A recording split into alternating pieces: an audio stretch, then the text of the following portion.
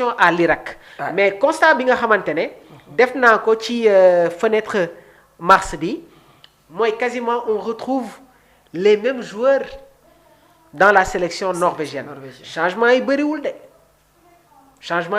de. Rayson mooy jouer à droite. Ayer mooy jouer au niveau de l'axe central. Egem wala Ostigard kenn moo si jouer. À gauche on retrouve David Wolf. Qui joue au niveau du championnat anglais ci équipe bi nga xamante ne moom mooy Wolverhampton. bi ñu jouer contre la Hollande nag Norvège dafa jouer avec un schéma 4-4-2 ñenn ñi mun nañu wax un schéma 4-2-4. Au niveau du milieu de terrain avec l'absence de Martin Odegaard.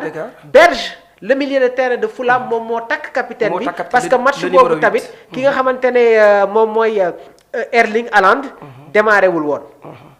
Haaland sax su ma juumul oui match boobu sax joué wul. contre la Norvège. la Norvège joué wul. attaque bi ñu indi woon. Sorloth la ak ki nga xamante ne moom mooy Strand Larsen. yàgg naa di leen wax ne que Larsen ñi ngi ko gën a ràññee jamono ju muy nekk au niveau du championnat espagnol ci équipe bi nga xamante ne moom mooy Celta Vigo. En excellente coordination avec Iago Aspas, international espagnol, ancien joueur de Liverpool. Est-ce que xam nga ne que Aspas joué na foofu? Joué na Liverpool. balaa mu ñëw au niveau du championnat espagnol. léegi bi Haaland joué wulee. seen entraîneur bi di Solbakken dafa maintenir son schéma 4-2-4 indi Sorloth ak ki nga xamante ne mooy Larsen. parce que en général Norvège su fekkee Martin Odegaard joué wul il se retrouve avec un schéma 4-4-2 wala un schéma 4-2-4. su fa Odegaard nag nekkee équipe bi dafay jouer avec un schéma 4-2-3-1 deux pivots ki nga xamante ne moom mooy Odegaard mooy nekk leur numéro 10 moom mooy alimenter attaquant yi nekk ci kanam et dans ce genre de position là dans ce genre de schéma là Sorloth se retrouve comme excentré droite mais dama koy waxaat fii Sorloth joué loo ko excentré droite indil ko coono la parce que c'est un joueur bi nga xamante ne il n'a pas cette capacité de maintenir une intensité défensive pendant plus de 55 minutes du ko def il est beaucoup plus à l'aise suñ ko associé wala mu nekk benn genre demi pivot maanaam mu nekk ci ginnaaw attaquant bi il est beaucoup plus à l'aise dans cette position là te contre la Norvège seen entraîneur bi du jouer avec un schéma 4-4-2 de parce que sur leur côté soit c'est Oscar Bob Antonio Nusa wala am nañu beneen joueur boo xamante ne actuellement il joue dans cette équipe du Benfica. Oui.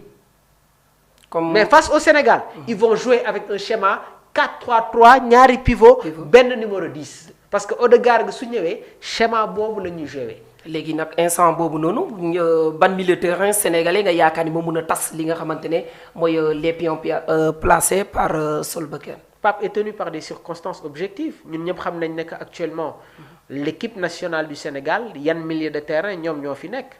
am na nag foo xamante ne. foofu nga ma bëgg a dugal. non parce que. xaaral ma ñëw rek man ak yow xamante nañu dama koy waxaat fii. on a des certitudes au niveau de l'entrejeu. coow li muy bëri yépp xam nañu ñan ñooy jouer. kan la ñuy teg. milieu de terrain bi. waaw il y a Gana Gueye. waaw nous avons Gueye. kan Pape Gueye. waaw nous avons soit Sarr ou Camara. Norvège.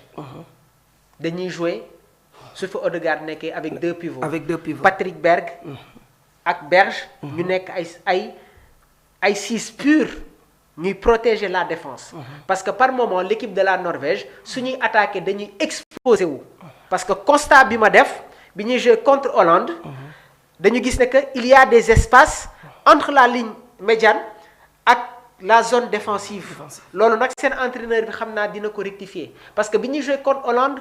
Hollande moo leen gagné sur le score de 2-1. léegi match bi nga xamante ne joué nañ ko ak équipe bi nga xamante ne mooy la Suisse. la Norvège n'a pas marqué de but. ils ont fait match nul 0 but partout. boobu nag. mais nag xoolal. joué nañu xoolal classement bu mu avec teg un schéma 4-3-3 avec un triangle ouvert. mais ba tey dañu joué ak benn sentinelle Berge. moo nekkoon devant la défense. ñu teg ñaari relayeur waaye benn relayeur bi dañ ko transformé en un numéro 10. muy Torstvedt mi ngi joué ci équipe bi nga xamante ne. mooy fan mooy Sassuolo au niveau du championnat italien. kooku c'est un milieu offensif pur. est-ce que yaa ngi comprendre. trio bi ñu am Haaland Sorloth et Antonio Nusa qui joue actuellement au niveau de la Bundesliga ci équipe bi nga xamante ne moom mooy Leipzig daf siy baax ñuy dem di gëstu équipe yi nga xamante ne ñoom la ñuy footballal surtout ça waaye nag ni Sénégal di footballé ak ni Maroc di footballé bokkul de mais nag foofu bul fàtte ne Patrick Berge ci Patrick Berge jéewul ci banc bi la nekkoon Berge c'est la première fois sax mu toog ci Norvège di adopter bi le schéma et gis nga configuration bi c'est un sentinelle ak 2 relayeurs et l'équipe nationale du Sénégal a l'habitude aussi de jouer avec ce même schéma très bien raison pour laquelle ma ne la bu boobu amee il ne faut pas écarter la possibilité de revoir Pape Bouna Thiaw nous reconduire ces 4 attaquants là Nicolas Jackson Sadio Mané Iliman Ndiaye ak Ismaïla Sarr je m'explique ñun ñëpp xam nañ ne que Pape Alassane Gueye vu ses récentes sorties avec l'équipe nationale du Sénégal il est beaucoup plus à l'aise quand il joue en tant que relayeur parce que soo ko joué loo benn genre pivot wala 6 da nga koy xañ mu def li nga xamante ne moom la war a def ci bal bi de manière offensive surtout waaw léegi foofu certains diront que day indi soit Lamine Camara ou Habib Diarra mais pourtant Iliman Ndiaye mun na bañ a nekk un numéro 10 pur mais mun nañ ko transformer en un relayeur avancé xam nga ndax yaa ngi may dégg de j'ai compris c'est-à-dire Pape peut donner des consignes à Iliman Ndiaye du nekk benn schéma boo xamante ne dañuy am benn numéro 10 ak ñaari milieu de terrain déedéet dama lay jox exemple schéma bi nga xamante ne Guardiola mi ngi ko doon appliqué jamono ju mu nekkee FC Barcelone et même Manchester City Barça on voyait Busquets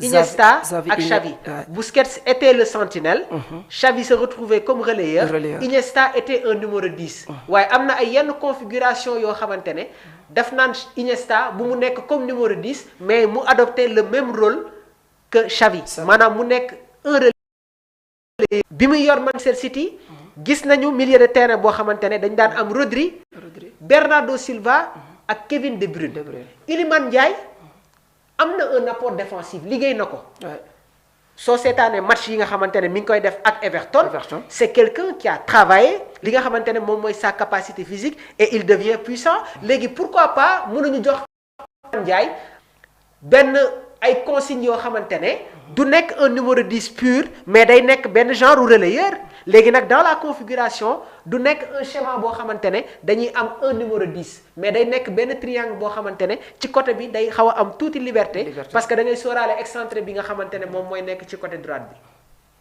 bi te li ma lay wax ni démb dañ ma ko signalé ma xalaat si donc il y a des possibilités parce que nag Norvège suñu indilee benn sentinelle benn relayeur benn numéro 10 mun lañ leen fekk si jeu boobu noonu et avec nos 4 attaquants nee naa la par moment ils sont esselés oui surtout te seen charnière bi ailleurs Brentford il joue pas comme défenseur central il joue comme arrière droite Østigard baisse de performance moo ko jële woon Napoli yóbbu ko ren mu jóge ren jamono ji mi ngi football au niveau du championnat italien seen beneen défenseur central bi il ne fait pas encore le poids Reison seetaan nga ko finale Ligue des Champions Dortmund Real de Madrid mais face à Sadio Mané Sadio daf koy xañ leen loo xamante ne du ko mën def David Wolf tamit moom il est beaucoup plus à l'aise parce que dafa am une assise défensive gis nga Coupe du Monde bi